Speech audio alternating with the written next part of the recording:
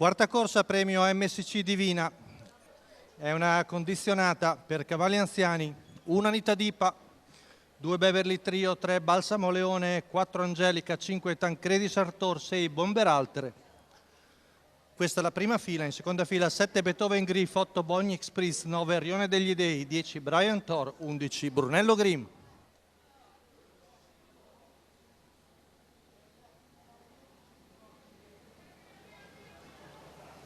L'errore di Tancredi Sartor, partito veloce Balsamo Leone con all'esterno Bomber Alter.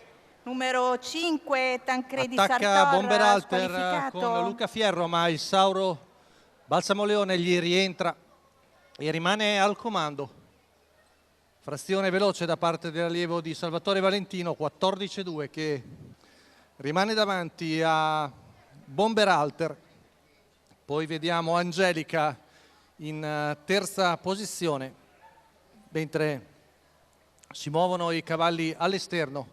Primo fra tutti è il 10 di Brian Thor, mentre in terza ruota si lancia anche Brunello Grimm. Corsa movimentata con Balsamo Leone che arriva al paletto dei 600 metri in 44,8 e arriva in vantaggio al passaggio davanti alle tribune, ma ci sono 3 cavalli a ventaglio, anche Brian Thor e Brunello Grimm. Si lanciano a centropista, dietro i due c'è Beverly Trio, mentre rompe lungo la corda squalificato. Bomber Alter.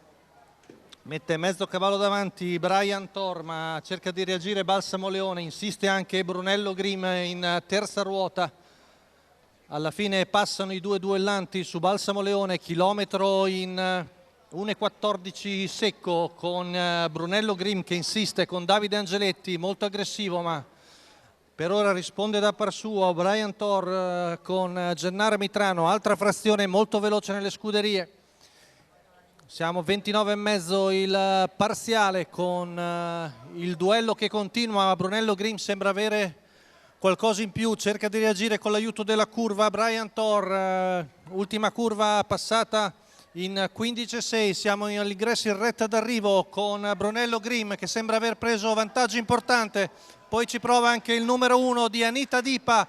Anita Dipa insiste al largo, ma è Brunello Grimm su Anita Dipa al terzo a Rione degli Dei. Se l'è guadagnata tutta Brunello Grimm con un percorso in terza e seconda ruota.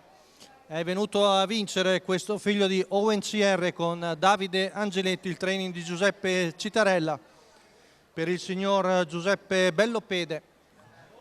Veramente notevole la corsa di questo cavallo. Ottima seconda Anita Dipa davanti a Rione degli Dei.